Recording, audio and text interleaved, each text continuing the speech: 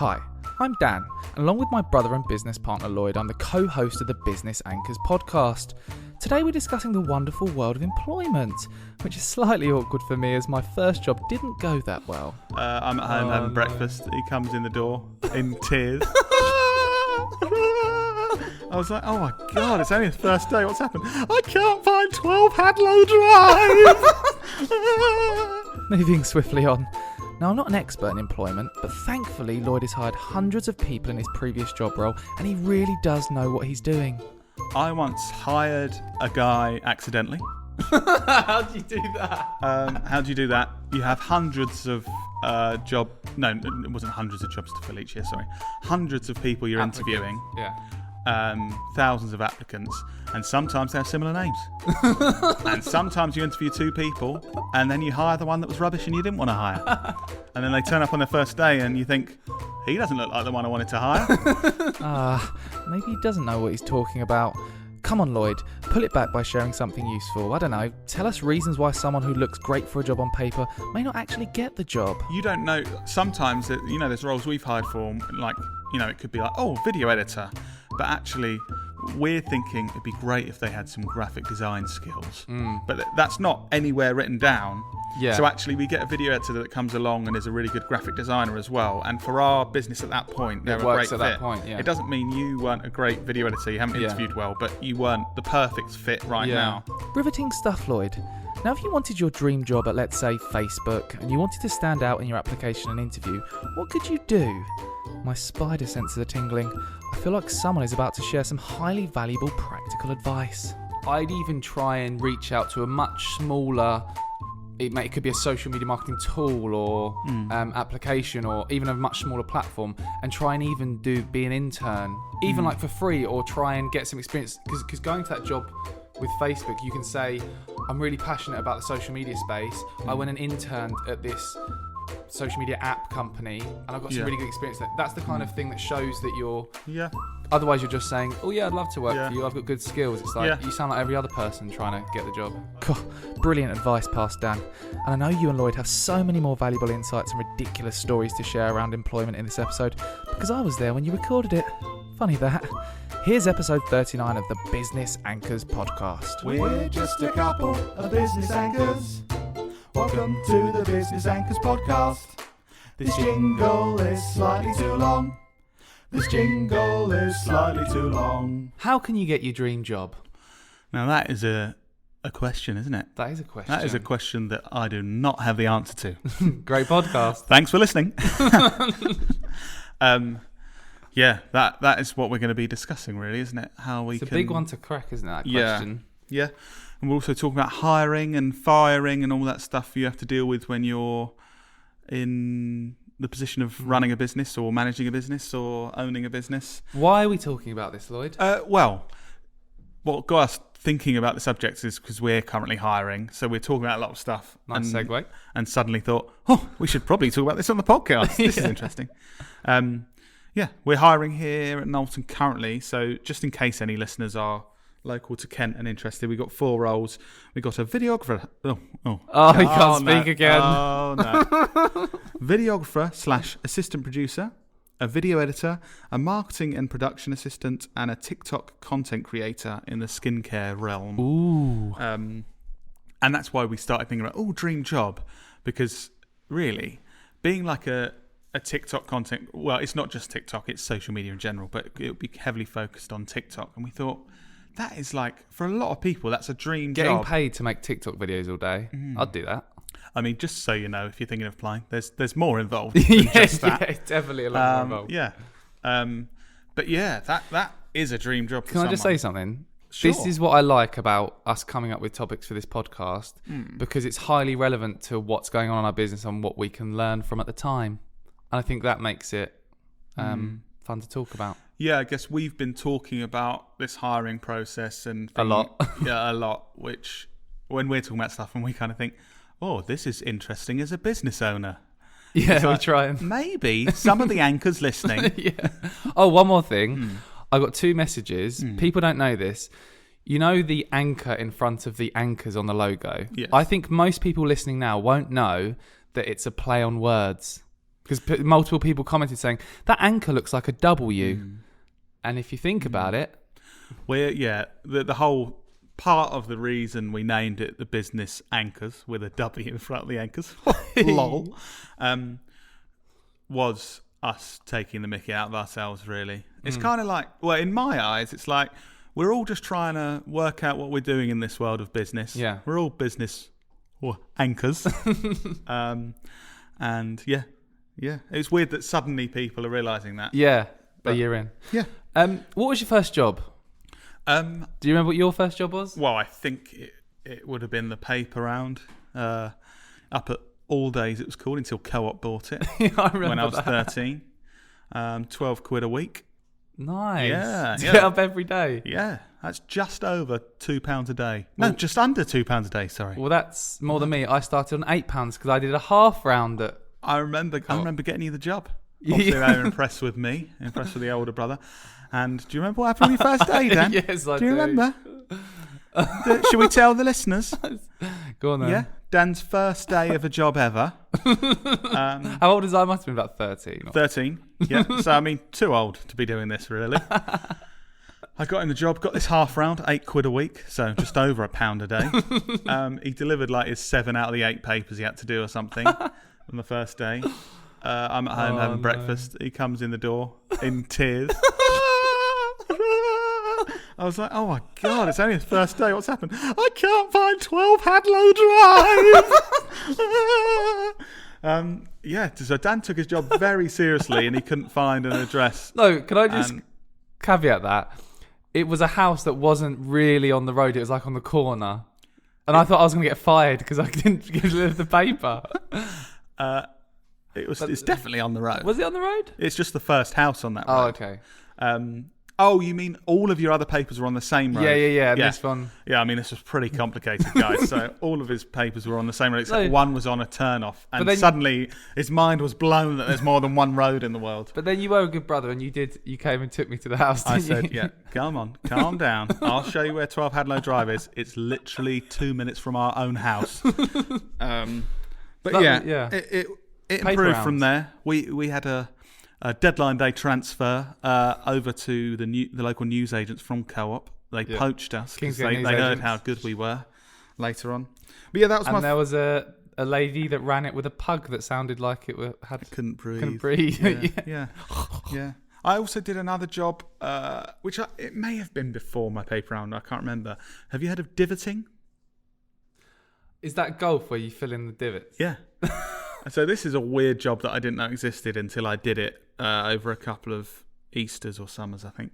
So basically, the local golf club, the local golf club, just hires a load of kids to walk around the course and throw mud in holes and then stamp up the mud down. Nice. So just literally walking around with a bucket of mud for a few weeks. Yeah. Just filling in the golfers' divots so that was interesting. Nice. That was... Yeah. Do you have any other weird jobs? So I had paper round. Then I did washing up at North Foreland Golf Club. I remember I knew these girls that worked there. Why don't you do it in our office then? I do. I knew these girls that worked there, and I remember asking them if I needed to wear a suit to the job interview, and they laughed at me. It's hard though, isn't it, with job interviews? It's a golf club, and I thought they're going to judge me, and they just literally pissed themselves laughing when I said, "Should I wear a suit?" No, I don't think that's outrageous though. I think, it's hard to make that judgment. I also was an administrator at a company. I'm not going to mention actually, but I remember having to sort through all these files and stuff, and I remember just falling asleep some days in this empty house full of files. Oh, did you cry at all? No crying on that one. I talked about surrounded by files. I think probably I was going to say worst. It wasn't really bad, but it's just boring.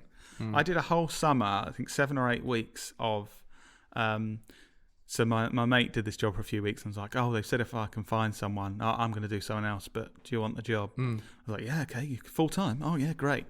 And then I got to this deaf school and they took me into the basement, right, and on my first day, and it was this basement and all the walls were filled with shelves with folders in this whole massive basement. Like, oh wow, okay. And they said, right, what you need to do is shred these files. Oh no! And really? It's like their confidential information. So for over the previous years now, we just need to shred them. There's just a chair in the middle of the room, a shredder, and then I said, okay, which files do I need to shred? And they just looked around and went, all of them. And so for like 7 or 8 weeks, I was That is awful. And in the end, after about 3 days, I said to them, the shredder overheats after about half an hour. Then I have to have a half an hour break to let it cool down. So I requested to have more shredders. In the end, I had 3 shredders. So I'd be doing 2 hands, folders into these shredders. I had a good system going. Then like, the left one would overheat, so I'd switch. You know, they say you learn things from different jobs. What kind of skills did you gain from that? I learned how to be extremely efficient. That's actually good. Yeah. So I knew exactly when they were overheating. I knew exactly the amount of pages that I could shred without it overheating. How many was quickly. it, or what kind of thickness? 23.5. I don't remember now. But yeah, the highlight of my day then, one of the deaf members of staff would just come down. We struggled to communicate because I didn't know sign language and she couldn't talk. Yeah. But she just used to come down, shake a bottle of Fanta, and I'd give her the thumbs up, and she'd give me a bottle of Fanta. That's amazing. I assume she worked there. I just knew of her as Fanta Lady. Nice. Yeah, so that was nice. So taking it on the other side, in terms of hiring, and this is all about trying to help people get their dream job as well as talking about hiring stuff. What gives you the right to give advice on hiring? What qualifies you to give any kind of advice, Lloyd? Well, I'm a host of the Business Anchors podcast. Yep. So I can just say anything. Yeah, that's true. Because it's such a good podcast. You have also hired people, Lloyd, haven't you? Yes. I have hired hundreds of people in previous life. My previous job when I used to work for the language school, and we used to have schools all around the country. A big part of my role there every year, because it was very much temporary. It was like hiring people for 2 months of the year, and then that job would go. So it's very rare we had people back. 'Cause that's fine jobs for the other 10 months, surprisingly.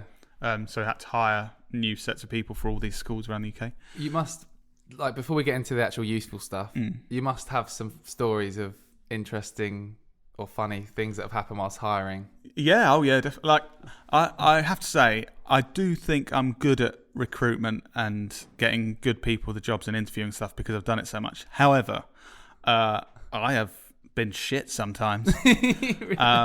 So, for example, I once hired a guy accidentally. How do you do that? How do you do that? You have hundreds of No, it wasn't hundreds of jobs to fill each year, sorry. Hundreds of people you're interviewing. Yeah.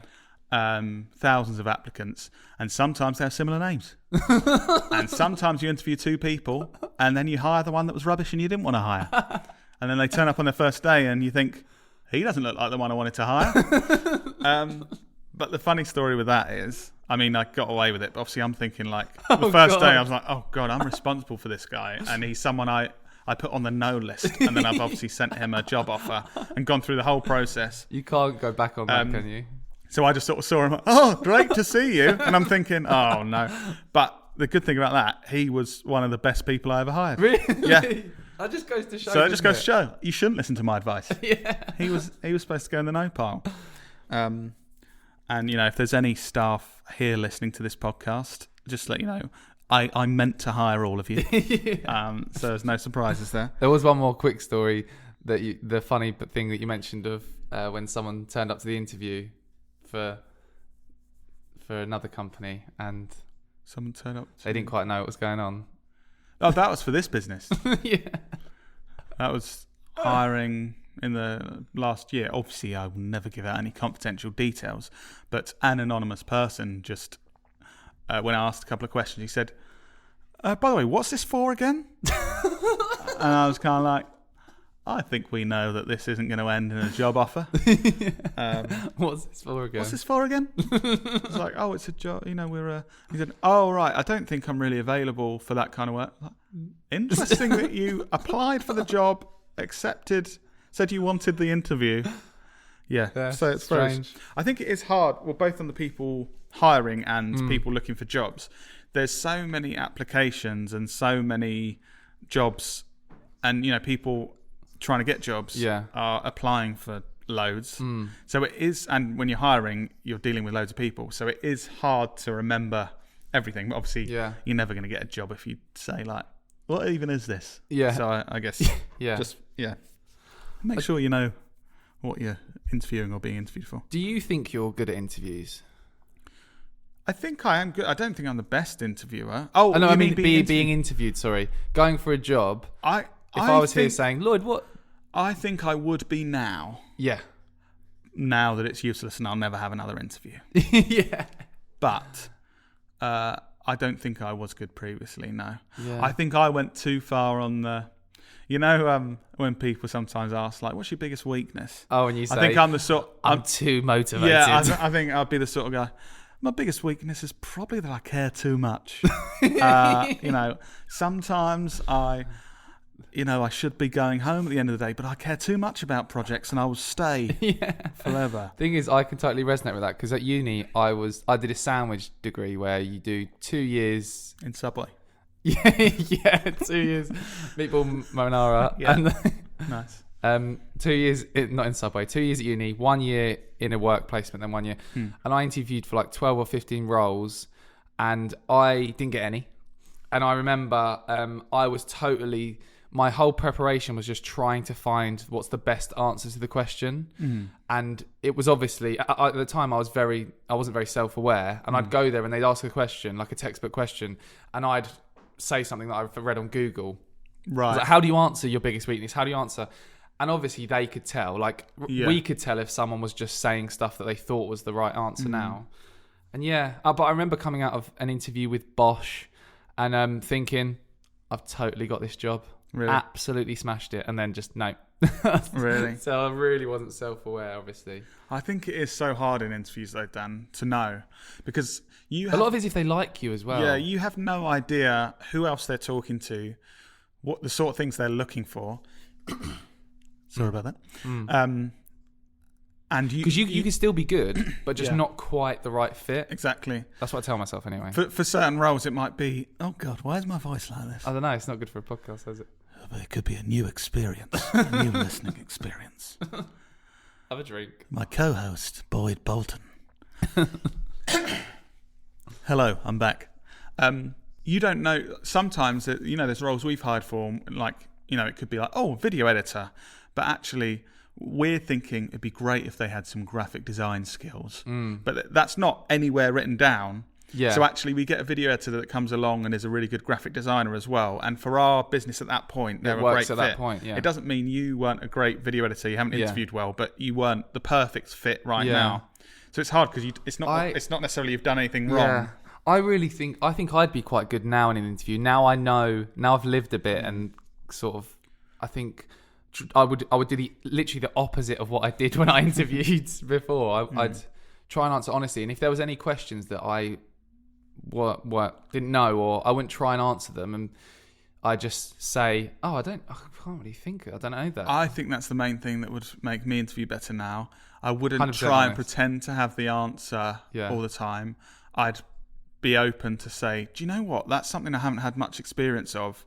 But how I'd probably find out would be do this, this, and this. Yeah. Whereas I think when you feel under pressure and you're being interviewed, I've you done just it try once. and give them, in my experience, and obviously because you haven't got experience of it. It could just be sounds like you're complete- fumbling an answer. Yeah. Interesting. Yeah. I have got another. I forgot to mention earlier another nightmare answer to a question when I was interviewing before in my previous As job. in when you were interviewing someone. Yeah, I used to do scenario questions to kind of. I put scenario in front of them to make them. This could be a real thing that's going to happen to them. Let's see how they react when they Yeah. haven't 'cause got that's time difficult to prep for, I prepare, suppose. or they don't know. So it used to be because it was for a school, and they used to do Yeah. these coach trips to busy cities like London or Yeah. Oxford or Brighton or whatever. Yeah.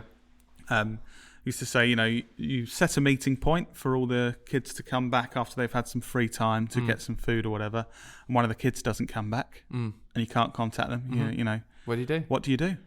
I'll be interested to know the right answer. Yeah, and obviously it's quite hard to answer that, especially if it's just thrown at you and Yeah. you haven't done it before. Oh, a child's missing, But basically. most people just at least use some logic. But there was one guy that just went, probably just panic loads. He said, He said, God, that'd be so rubbish, wouldn't it? I don't know. I have no idea what I'd do. I'd just panic, probably. No, that's too honest. Isn't Yeah, it? and I was kind of like, I mean, in reality, don't get me wrong, in your head you probably Probably would be panic thinking, modes. oh shit, like what do I do in this scenario? But obviously in an interview, just kind of very honest. Oh my God, just panic so much. And I was like, okay. So what is the right answer then? What's like the ideal answer to that? Is that So it's interestingly, because some people went the other way, and this is also a negative in my eyes. Quite a frequent answer would be, well, I'd immediately call the police. Yeah. And you may think, oh, great, but actually, that's not necessary at that point. That's overkill. So a good answer for that would be using logic. So it's kind of like that. There's loads of this kid's friends here. So call them. So you no, but they're here. Yeah. You go up to them and say, do you know where Jimmy is? Yeah. And he's just in the 99 chocolate times out of 100, they go, in the M&M yeah, he's store. over the road there. Yeah. And it's problem solved. That's why calling the police immediately didn't. So it's kind of using logic like that. Ask your friends. Usually that gets the answer. If not, you'll find his emergency contact, his mobile number. Let's give him a call and see where he is. Speak to his teacher he was last with. And then obviously if it's like an hour and this kid's just missing in London, then you can take it more seriously. But yeah, so that's it was interesting because the honesty. The honest thing of just panic. Yeah. What about in terms of trying to give some advice of actually getting your dream job? So putting yourself in the shoes of, say we weren't running Knowlton and you actually wanted your dream job. Yeah. Knowing what you know now, is there anything? What approach would you take? Because I don't think a standard just send your CV in and a cover letter. I don't think that would, necessarily be the best approach. No, I agree, but then, especially in the marketing world, there's so many people doing these quirky things. I've sent a balloon through your window, and unfortunately, I didn't tell you, so you thought it was a terrorist threat, so you evacuated your building. There was the ones that in like Social Chain where someone got an owl like out of Harry Potter with a thing attached to his leg and flew it in the office. Yeah, it's like that'd be well annoying. It certainly gets. I think there's a pigeon. Well done for getting the attention, but the creativity. I do think if you're getting the attention with the application, but actually you don't have the skills, or showing, you could go in there and just shout, couldn't you, and get attention. Exactly. I'm really good for the job. You could go in with a gun and threaten people to let you in. They go, I've just done this and been creative to get your attention with job application, it's like definitely not going to hire you. So I actually think from hiring a lot of people previously, what I mostly look at is not necessarily showing people have got loads of experience in stuff and that kind of thing, but them demonstrating somehow that they've just got something. I don't know. It sounds stupid, but it could be like, I volunteered for 3 weeks at this thing because I'm passionate about this. Yeah. Or like, I started my own YouTube channel about Lego just because I love Lego and I'm really passionate about it. It's like, you've put effort into this thing in your own time and you've had to use these skills. And I think I think people think in a lot of roles, I haven't got this experience. So, but showing like, even in a similar area, like, I've done this thing in my own time and put effort towards it and achieved this, I think I guess that kind of shows you that when someone's doing something they enjoy, they put effort into it off their own back. Yeah, and that's kind of what you want for someone working for you, don't you? Yeah. So I think, I know it sounds stupid, it's very vague because you could do anything, but there's so many applications that we have to go through when we're hiring. Yeah. It's like, if anyone's got anything a bit different, it makes them stand out. I actually was a football coach when I was 16, and last year I ran my own football coaching over the summer holidays. We only had 15 kids, but I organised it, I marketed it, and the things like that just shows, okay, you've got something about you that you can work stuff out. Yeah. I think that's the other thing, like when I'm interviewing people, it's that thing of not just pretending you know the answer to everything, not pretending you know everything, showing that you're willing to learn or go through a process to work that out. I'd even, like, if I had a dream job at a certain company, let's say it was Facebook or something, I'd even try and reach out to a much smaller, it could be a social media marketing tool or application or even a much smaller platform, and try and even be an intern even like for free, or try and get some experience. Because going to that job with Facebook, you can say, I'm really passionate about the social media space. I went and interned at this social media app company and I've got some really good experience there. That's the kind of thing that shows that you're... Yeah. Otherwise, you're just saying, oh, yeah, I'd love to work for you. I've got good skills. It's like you sound like every other person trying to get the job. So. I mean, unfortunately, sometimes that's not doable for people. If people have responsibility and stuff, you can't work for free. You could do a couple of hours on a Saturday. Well, I'm saying if you've got children and things, that's not necessarily Get achievable. a babysitter.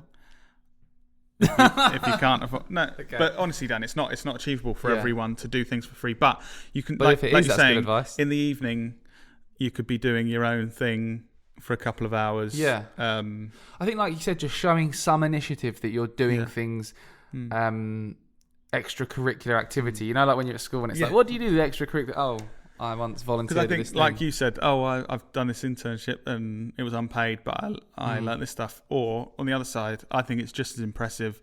I'm a single parent to 2 kids, and I've been working on this designing this website for my own business for a couple of hours in the evening. Sometimes it's like, you've got loads on your plate and you're still doing that. That's impressive. Yeah, I think that's one part. That's the kind of application of getting noticed to get the interview for your dream job.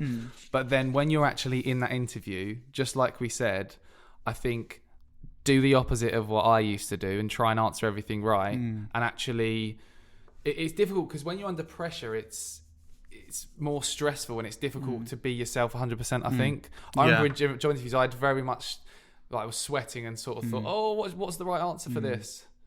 But I do think it's, if you don't know the answer, show you're willing to learn the answer, or show some logical thing of, I don't actually know that, but what I'd probably do is this, this, and this. To try and figure that out? Yeah, and if I was working for you guys, I'd really like the opportunity to try and learn that and spend some time working that out. I think that's, like you said, it's easy. When you've had lots of interviews and then you look back in hindsight, it's easy to say that. But when you're actually there with people staring at you. I didn't do that in any interviews I've ever had. Yeah. So It's I think that's probably why it's good advice for people. Like now we're hiring people and have hired lots of people. What do you look for? Like, say we know we're hiring for 4 roles now. What would you or we be looking for that would stand out? Is it the stuff you mentioned, like extra passion for doing things out? Is there anything else that you think makes someone like really stand out? Not being a psychopath?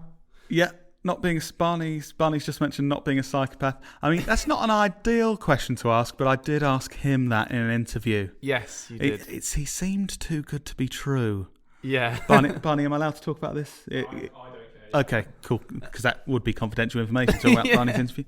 Yeah, he seemed very good, and I was thinking, he must be hiding something. This is exactly the person we need. I was like, are you a psychopath? And surprisingly, he said no, even though he was. Cheers, Barney. I don't think I actually answered you.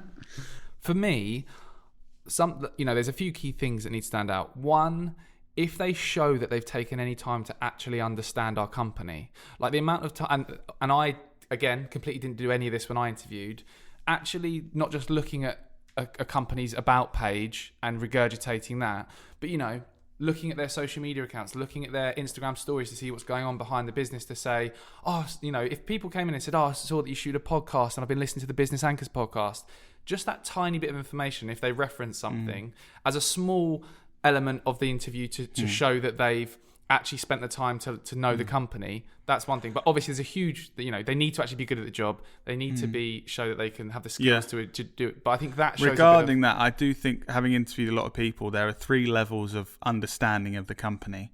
So there's people who don't know at all, just like, you're a marketing agency, I'm interested in marketing. There's the second level that you said about where people read the about page, memorize exactly the paragraph on our about page of what we are. Yeah. Well, I know that you're a marketing agency that started in 2016, and then it's like, okay, they've made an effort to read it, but they've learnt a paragraph on our website, if you know what I mean. They haven't got a deeper understanding. And then, like you said, there's people that you can tell have spent a decent amount of time.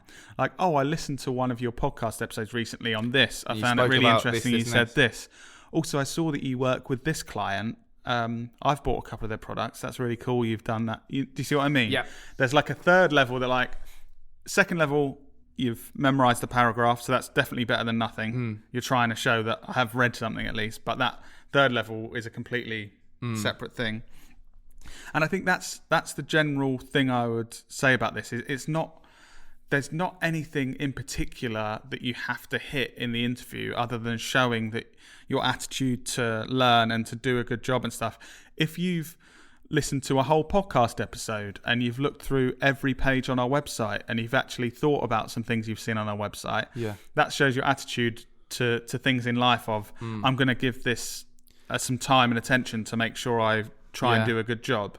And I think that is the main thing of what I look for in anyone, other than obviously there's a minimum skill level to do certain things. I also think in terms of having examples to back up what you're saying. So if and this is just my thoughts, I don't know what you think, Lloyd, but if we're saying, oh, as the video editor, you need to be doing X, Y, Z, tell us your experience in that. And rather than just saying, yeah, I've used it before and I can do it, actually saying I used it before in this scenario, here's what I did, and having those, and this is where that extracurricular activity comes in. Yeah. Because then you can say, oh, I volunteered at this football coaching thing, or I was an intern for 1 hour a week at this place and I learned X, Y, Z, and that's where, that's more impressive than just saying, yes, I can do it. Having that. I agree completely. And examples to back up. Having examples like that at a very low level, to me, is more impressive than saying you can do something at a high level. Yes. Saying, oh yeah, I ran this football coaching thing when I was 19, and I found actually I used Facebook to get to advertise it and just put posts on a basic level. On a basic level, and that got much more than the leaflets I sent out. Rather than saying I'm a Facebook expert. Yeah, exactly. So, yeah, interesting. Yeah, it's interesting thinking about it. I also think that just to caveat all this, obviously there are some roles and in some industries there are very specific things you need to do in that process to get hired. There are specific qualifications you have to have. There are experience that almost every employer will make sure they won't hire anyone without it. But I think this is good kind of general advice for... I guess like anything, it's we only give advice based on our experience. So everything we say, take with a pinch of salt, because there's someone else who's done it in a different way. And I've hired hundreds of people. Someone else has hired thousands of people. I've hired no one. Yeah. Well, you've hired people. Actually, yeah, we have hired, You've been part of the process. Yeah, I have, yeah. Yeah. And also, if we ever hire anyone bad, you'll be responsible for that. Just so you know. Thanks. That's okay. So anything else on hiring that you wanted to talk about, or anything? Just a reminder that we got those jobs available, really. If you're and obviously Business Anchors, if you're not aware and you want to find those jobs, our business is called Knowlton. KNOWLTON. And they're on jobs. LinkedIn and on LinkedIn and Indeed currently you can apply. So if you're interested in work any with of those us. roles, and if you're good, and it would imagine now someone could listen to this episode, basically use it as a guide on how to get hired, and then we hire them. Oh god, that's going to be hard. Yeah, they do everything. All the interviews are perfect, and I'm like, hang on, what's going on here? Cool. Yeah. I mean, we haven't spoken about the more awkward side of the hiring and firing, which is firing. But was that a bit too negative for today? Maybe we'll do another episode on that kind of negative side of dealing with people not performing and all that horrible stuff. Yeah, let's keep this one positive. Yeah, it's much nicer talking about hiring. So, listeners, if you don't listen to the next one and give us a review, there will be a formal disciplinary. But thank you for listening, guys. Thanks. And join us next week where we're talking about how we made hundreds of thousands from a tiny podcast audience. Well, you're not tiny audience, but relatively. It's a hooky title, Lloyd. Give me a break. Well, I'm just impressed that you actually knew what we were doing. Thanks. So well done. Bye.